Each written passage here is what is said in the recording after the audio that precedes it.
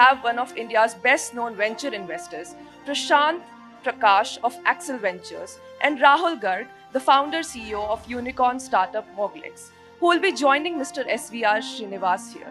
With that, let me hand you over to the session moderator, R. Sridharan.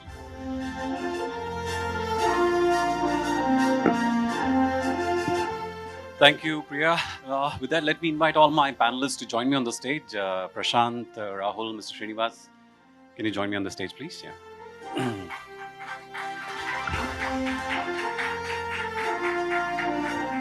So this session, I'm particularly happy to be moderating this session because this topic is very close to my heart because I come from the city of Bangalore, which is India's Silicon Valley, and we are very busy minting a new unicorn almost every month, right, Prashant? Yeah, absolutely.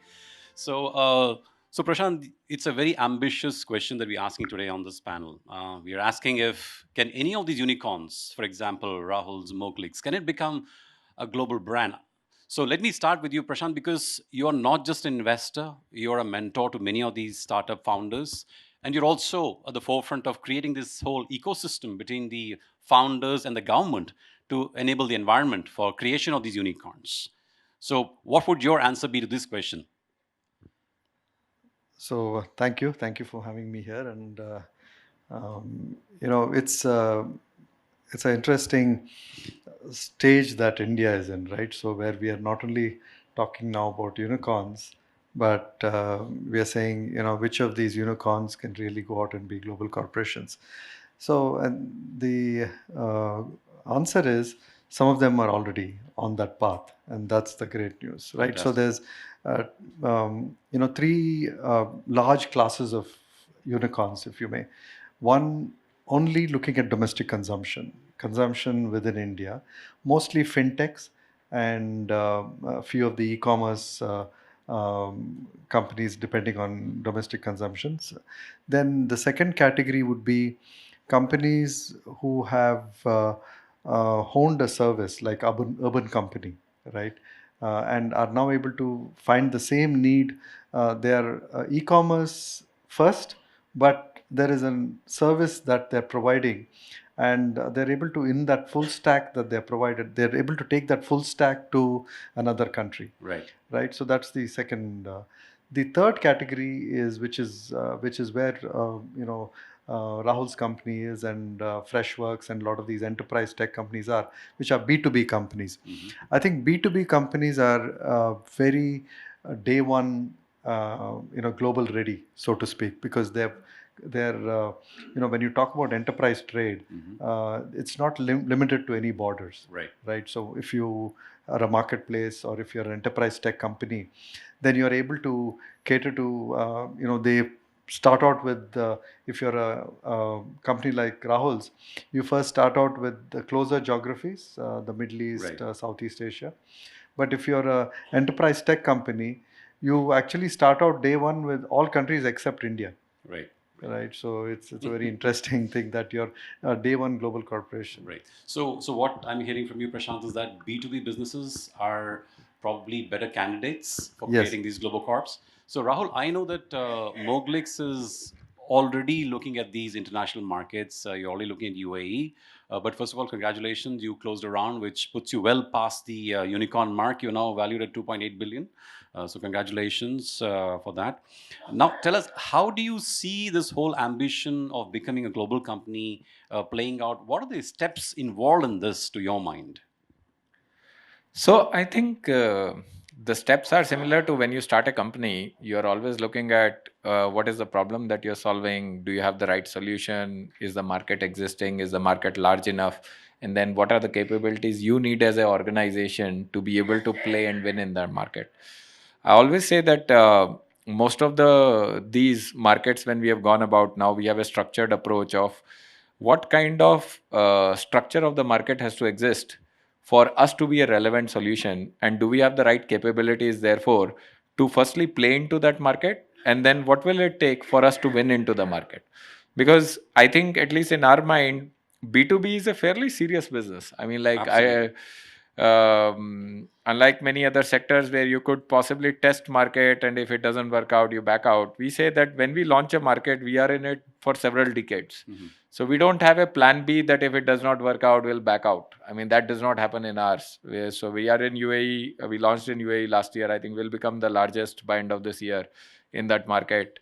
And we are now looking at a couple of other geographies.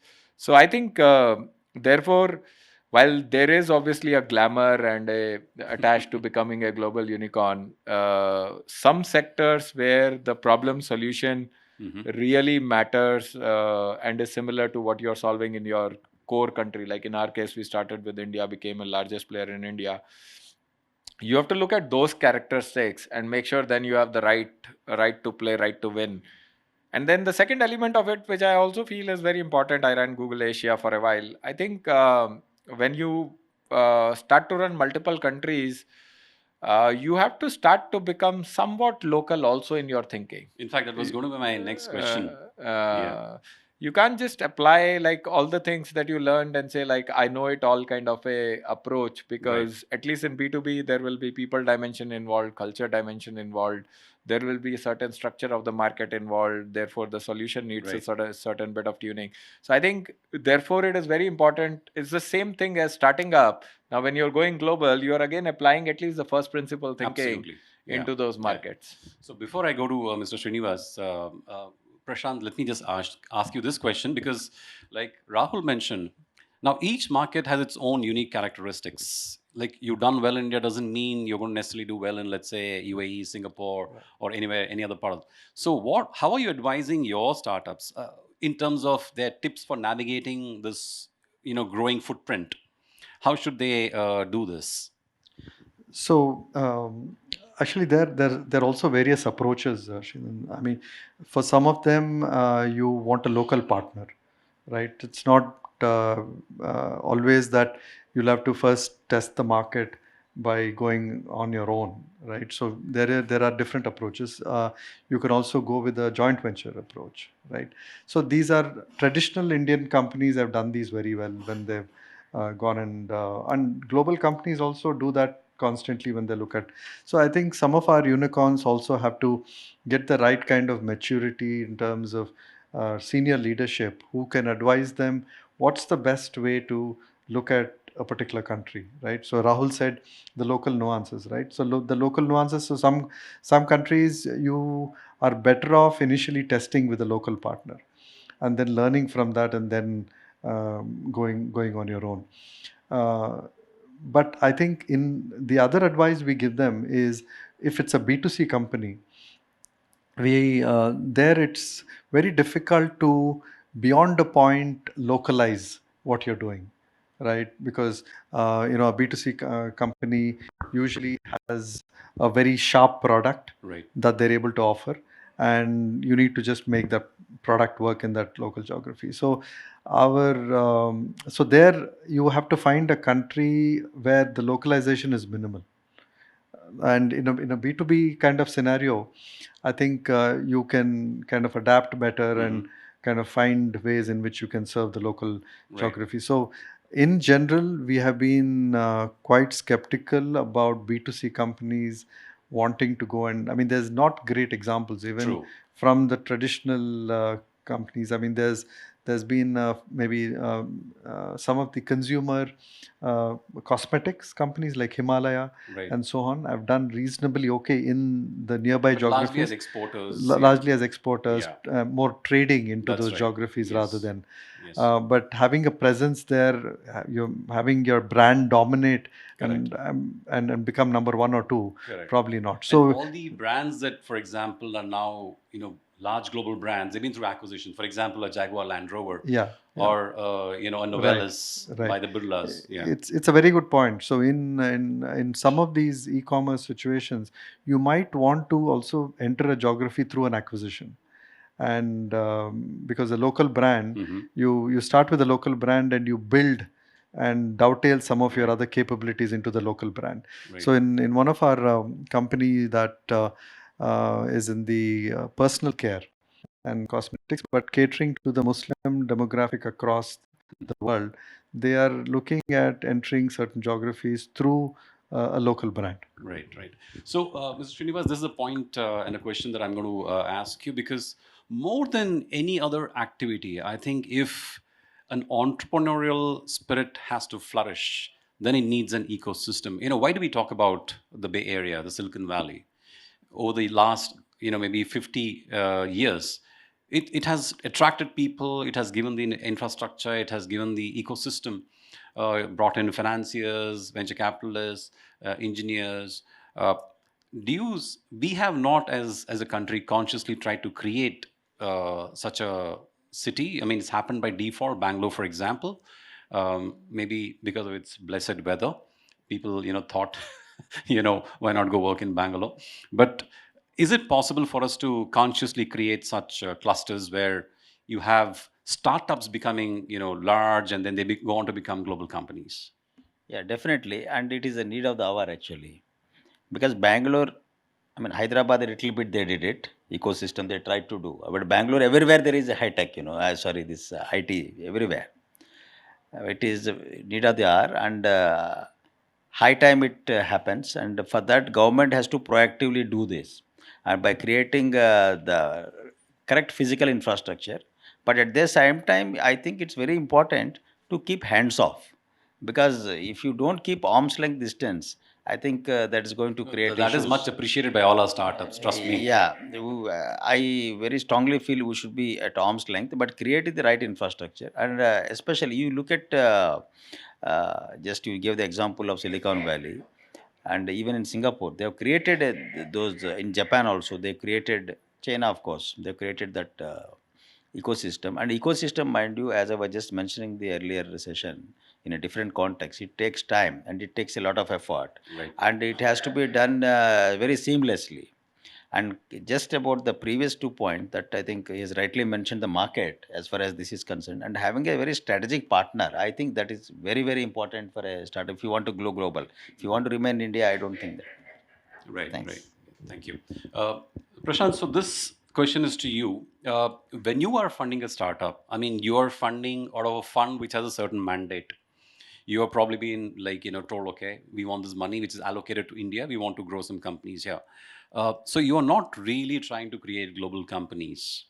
So my question is, for the successive stages of funding, how should someone like Rahul, how should he think of funding? Is it going to come from within India? Will he necessarily need to tap funds from elsewhere? Then the whole issue of how do they structure their companies is going to come up. So can you throw some light on this? Very relevant question, and good question.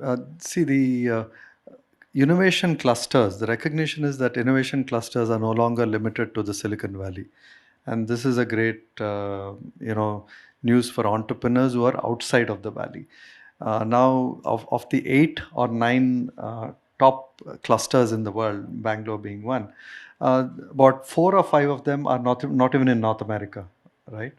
So the global investors are looking for founding talent outside of the Western geography. So they believe that innovation is no longer going to be limited to Silicon Valley or even the Western hemisphere. So which is great news. Now, the second thing that has happened over the last 2 to 3 years, because of various developments in China, is that I think investors are also recognizing that India presents a very different, stable opportunity, more open, and it's like, so tech investors like this whole idea of open culture and open source and everything open, and India kind of represents that. So outside of the valley, the only other country that has talent at scale and is open is India. Right. So the whole investor ecosystem is looking towards Indian entrepreneurs, and of course you also know what Indian entrepreneurs have done in the valley. Absolutely. And the top 10 corporations, Many of the startups are Indian owned, yeah. Indian owned and Indian Yeah. CEOs have. So this recognition of Indian talent, the recognition of India being the most open country, and third, the recognition that the best talent from our IITs are no longer going abroad, but they're staying in India to create, like Rahul, to create companies. I think a combination of these three means is directing global money flow into India. Right. So really starting in India today is not a disadvantage to build a local corporation, because global money from anywhere is accessible and in some way better directed towards our country than anywhere else. So that must be very reassuring for some of the startup wannabes out in the and I'll want Rahul. He's raised money from across from Dubai, from the Silicon Valley, and here, so he should chime in on this. Yeah, Rahul. So tell us about how easy has it been to get funded? I think for the right reasons and for the right problem being pursued in an honest manner, I don't think access to capital is any longer a problem in India. I think the situation was probably very different 2010 or before that, but at least in our journey, I don't think access to capital has been an issue. And if at all, I think as Prashant was rightly pointing out, this decade is of India. I mean, I was on a panel in New York talking about various discussions. I think India is kind of the de facto country in consideration, both from what are the partnerships possible, where can the capital be deployed, what kind of talent is already present, and therefore to build scalable companies, and also just the managerial leadership, technology prowess of Indian talent is, I think, very well established. And I don't think, we have on our cap table almost every single country's investors investing into the company. That's really good to hear. So, Prashant, you briefly mentioned about China. Now, we know that China consciously adopted a go out policy in the late 90s, maybe even 2000, where they said, okay, we're going to create these huge Chinese MNCs. And we see them around today. I mean, all of us have heard of Huawei. We know of all these big companies, whether it's OnePlus, Xiaomi. They're owned by conglomerates. Sinopec, one of the largest oil and energy companies in the world. Absolutely, yeah. So Tencent.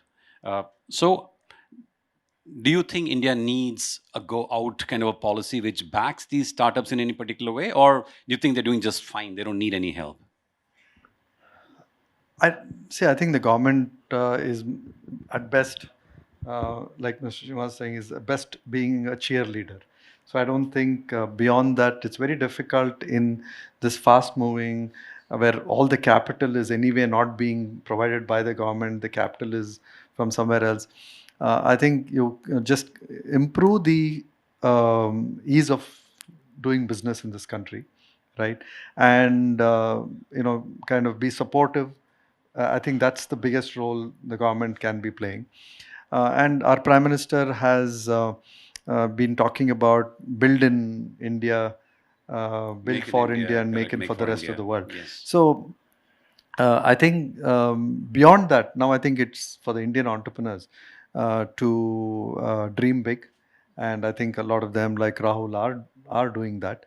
But some of these journeys take time, right? So great corporations, I mean, I think that's your title. I think great global corporations don't get built in overnight. 3 years, 4 years, 5 years. And I think maybe if there's one thing that I'll tell you is a negative narrative from this whole unicorn thing, is that I think there is an unreasonable expectation now being set in these unicorns delivering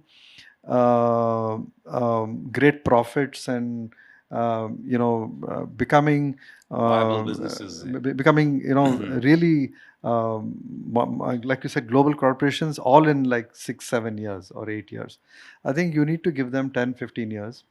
And the good news is that I mean, it really amazes me how every 5 years the new entrepreneurs who are coming are dreaming bigger. So I think as a country, we will be more welcomed anywhere else in the world, right? And I think from a foreign policy perspective, I think we have kind of set the stage for the right global I guess, acceptability for the country. So I don't think there's anything stopping our Indian entrepreneurs to go and do business No, anywhere. absolutely. So I think we have set the right foundation for this. Yeah. Look global and We do already have global. people like Lakshmi Mittal who've gone and built, Exactly, the and largest. who's Yeah. the head of Microsoft? Who's the head of anybody else in the valley, Google or right? whatever, It's Google. Yeah. So, so I think the world is the stage for our unicorns, but I still would caution and say that they still have to build great revenue generating, profit generating companies first in India.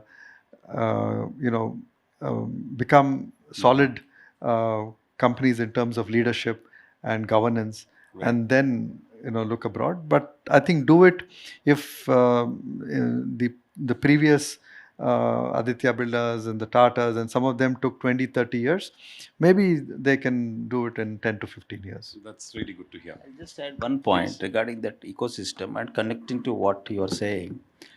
Just one point. You see, one is we have this is the place, because whenever economic growth takes place, it automatically boils. It should, in fact, the startups should immediately take advantage, right? So the growth story of India in the coming decade, in fact, all of us have read The Economist, right? They said the decade of India is ahead. So this is the right thing. And secondly, second point of the macro ecosystem is about the compliances. You see, compliance was the biggest problem, right, till recently. You are just discussing about GST compliance, but so many compliances. So that has all gone now. So a lot of things have gone away. Right. So this is the right macro ecosystem right there, and I think we are ready to take off. Yeah. So I think that's essentially what Prashant was trying to hint at very politely, that if you can't help us as government, at least just stay out of our way. So let me ask that question again to you, Mr. Srinivas, because you're a seasoned bureaucrat and you run MMRDA as an entrepreneur yourself, because there's no one funding you, there's no backer like Prashant. What can the government really do which essentially helps but doesn't mean that the government gets in the way? So what kind of, apart from, let's say, the infrastructure issues and everything? About startups? Yes, the ecosystem.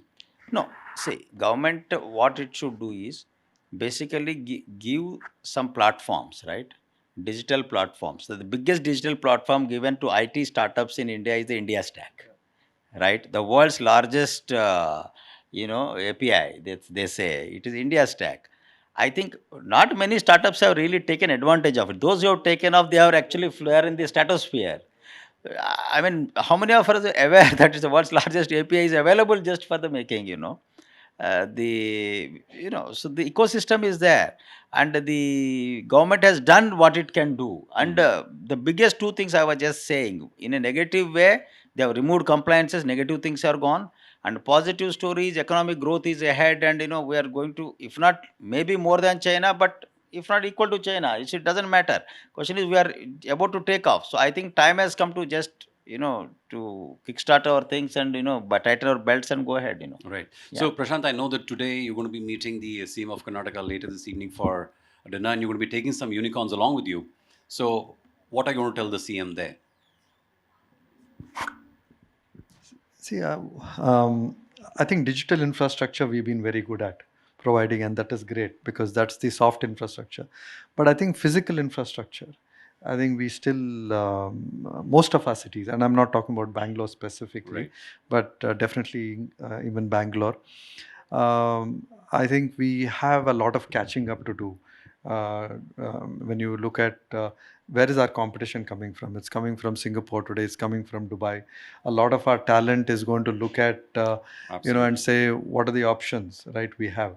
So the more open you are as a country, and the more your talent will also is at risk, right? Absolutely. So I would say,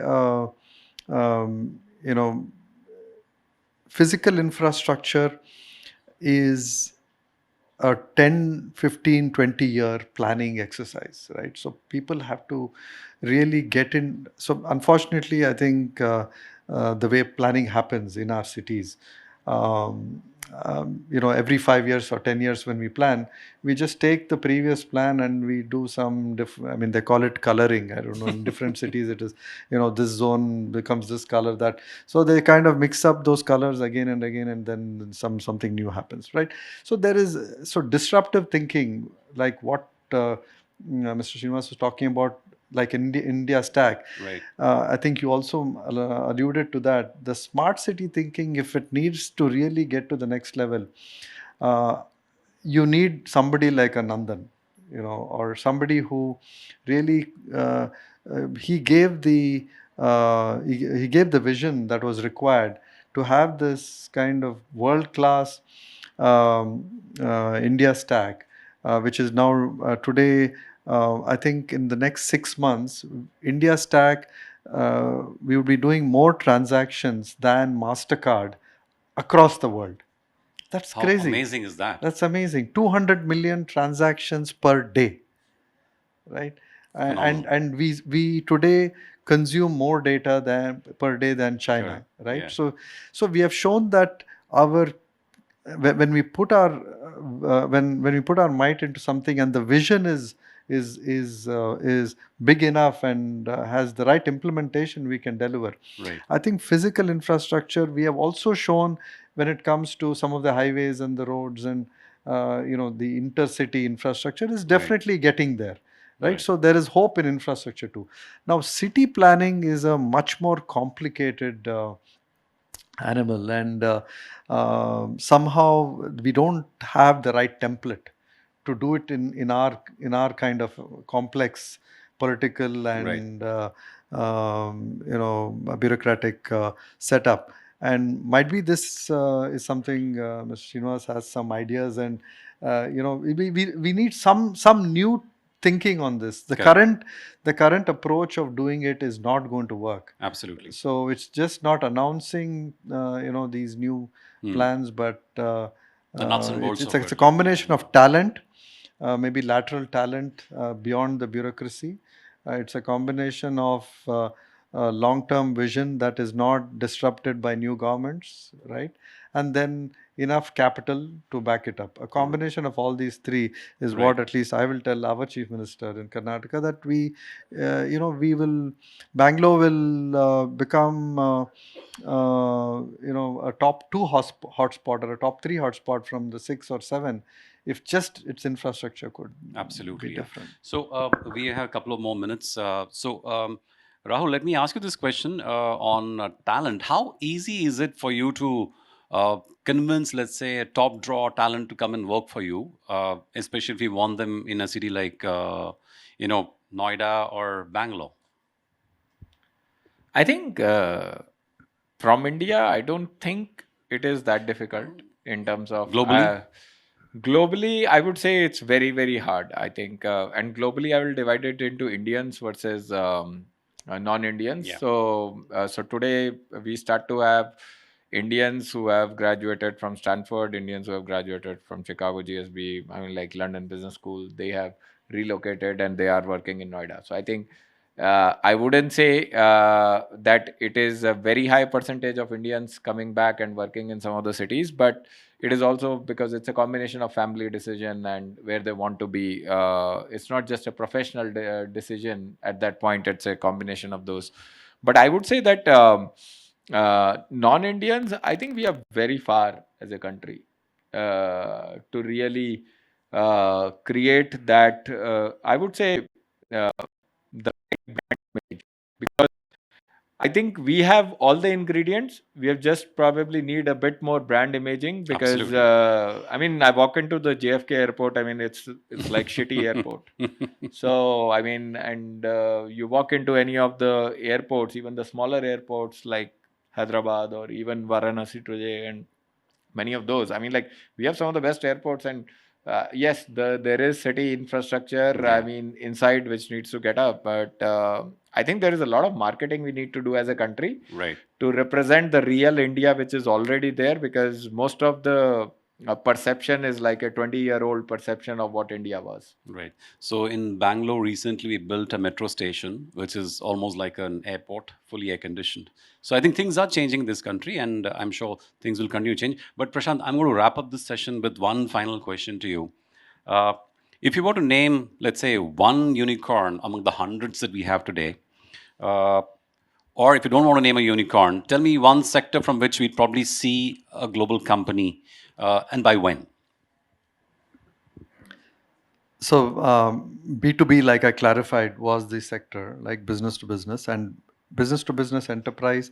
We did have Freshworks from Chennai, right, become the first Indian unicorn to go to Nasdaq and list successfully in Nasdaq, right? So the first unicorn on the B2B non-enterprise tech marketplace platforms for the industry, like what Rahul is doing, infra, like what Infra Market, some little bit what Zetworks. So a lot of these companies. I think there are about 4-5 of these companies that are all well poised, and they've all, in their own way, taken their first steps to become global companies. So my prediction is that in 5 years we will have at least five of our B2B unicorns be global corporations. And my definition is that outside of India, at least in 2 international countries, they will be number one. Fantastic. In their That's a wonderful prediction, and we'll obviously wait for it to come true. But thank you so much. I think it's been a wonderful session. So let me just quickly recap the message that's come from the session today. One, go get a big idea. If you have a big idea, money is not going to be a problem because, like Rahul just said, investors from around the world are going to come and put money. Scalability again is not not a problem, because now you can literally go set up shop anywhere, and there are people who are going to come and work for you, fund you, and don't wait around for things to improve. Be the change. Essentially, take your dreams, go execute them, because money today is not a problem, despite what's happening in the US and the rate hikes that are happening and the money tightening. Hopefully, for good ideas, we'll never run out of money. So with that, let me thank all my panelists, Mr. Srinivas, Prashant, and Rahul. Thank you so much for joining us today.